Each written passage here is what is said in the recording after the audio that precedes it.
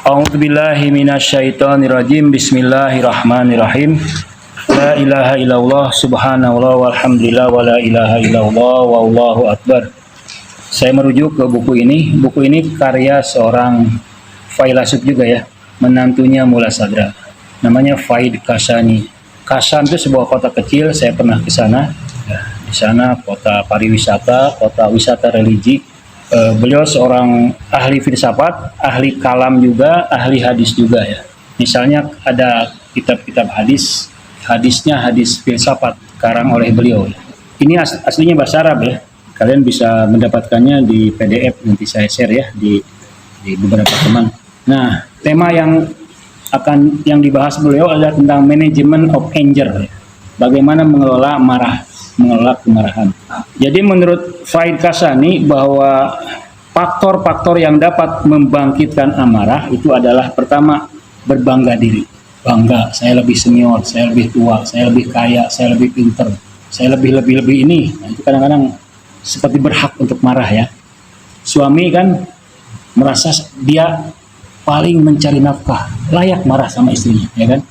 Ayah merasa dia paling otoritas, layak marah sama anaknya. Nah, itu berbangga diri. Seorang anak melawan ayahnya karena dia berbangga, dia merasa pendapatnya benar.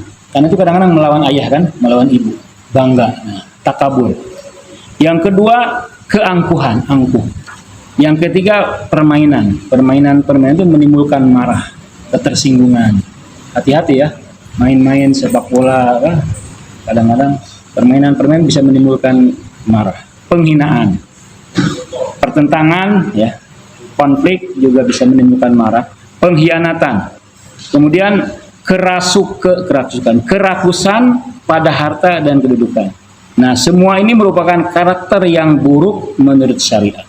Rasulullah mengatakan mengobati amarah saat bergejolak adalah dengan meminta perlindungan dari godaan setan. Karena itu kalau marah itu dia berubah menjadi psikopat.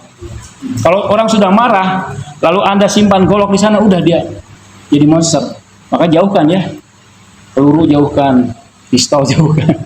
Siapapun bisa jadi gila, ya seketika tuh marah. Tiba-tiba orang soleh marah. Makanya anak-anak yang tawuran itu kan marah kan, bawa sajam. Sudah dia tidak ingat apapun, berani mengambil risiko yang berbahaya. Ya kata Rasulullah, marah itu ketika bergejolak, mintalah perlindungan dari godaan setan. Bergegas duduk jika marah, ya duduk dalam keadaan berdiri atau berbaring jika dalam keadaan duduk. Kalau duduk berbaring, lalu berwudu, saking beratnya mengatasi marah.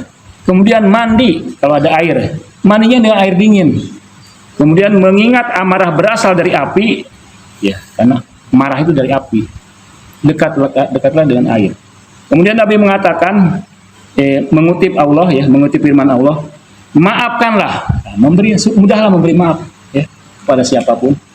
Bersikap lembut, perintahkan kebaikan dan berpaling dari orang-orang yang jahil. Orang-orang jahil, bodoh itu yang sering memicu kemarahan kan? Orang-orang bawahan, sederhana, orang-orang bodoh itu yang sering memicu kemarahan. Orang-orang yang menahan marah memberikan maaf kepada manusia, dan Allah mencintai orang-orang yang berbuat kebaikan. Jadi menahan marah dan memaafkan manusia itu adalah kebaikan yang dicintai oleh Allah. Tolaklah dengan cara yang terbaik, lalu tiba-tiba permusuhan yang ada pada antara kamu menjadi seakan-akan hilang, menjadi teman yang akrab pada tadinya bermusuhan. Nabi Shallallahu Alaihi Wasallam juga bersabda, tidaklah seseorang hamba tegukan lebih besar dari menelan amarah karena menghadap ridho Allah. Jadi menelan amarah, menekan amarah itu luar biasa ya. Biasanya kita marah kepada orang yang di bawah kita kan, tidak mungkin marah kepada bos kita, atasan kalian. Imam Muhammad Baqir berkata, siapa menahan amarah padahal mampu melampiaskannya, mampu menumpahkannya, Allah akan mengisi dalam hatinya ketenangan dan keimanan. Mungkin kita tidak tenang, ya, tidak tentram, karena kita selalu melampiaskan amarah, selalu mengobarkan amarah.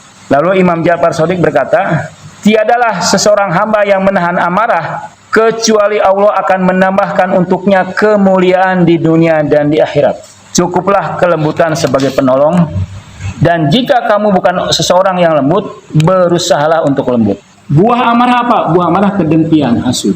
Kalau kita marah tapi tidak mampu karena berbagai halangan, takut, khawatir, kemudian kita tahan, padahal kita kesel, maka marah itu akan merasuk ke dalam hati, menetap di dalamnya, lalu menjelma menjadi kedengkian. Nanti usahakan jangan marah. Kalau kalian tersinggung, oh mungkin dia itu orang bodoh, orang belum mengerti ya. Jadi selalu lembut, selalu husnudzon. Rasulullah mengatakan orang beriman bukan pendengki, Kedengkian melahirkan sejumlah sifat, antara lain hasud. Ketika rasa hasud bertambah dalam hati, ia menyipati musibah yang menimpa orang dimaksud sebagai bala. Kemudian menjauhi dan memutuskan hubungan dengannya walaupun orang itu mencari dan mendatanginya. Karena kita sudah kesal, sudah marah, ya, sudah dengki. Rasulullah Shallallahu Alaihi Wasallam bersabda, maukah ku beritahu kalian tentang sebaik-baik makhluk di dunia dan di akhirat, yaitu orang yang suka memaafkan orang yang menyakitimu. Ini sulit ya. Kalian pernah pasti sakit hati kan? Pernah tersinggung, pernah kecewa, pernah marah, pernah kesal. Maafkanlah. Ya, karena itu makom yang tinggi. Menyambungkan orang yang memutuskanmu. Bayangkan, menyambungkan orang yang membencimu. Menyambungkan orang yang memutuskan persahabatan denganmu.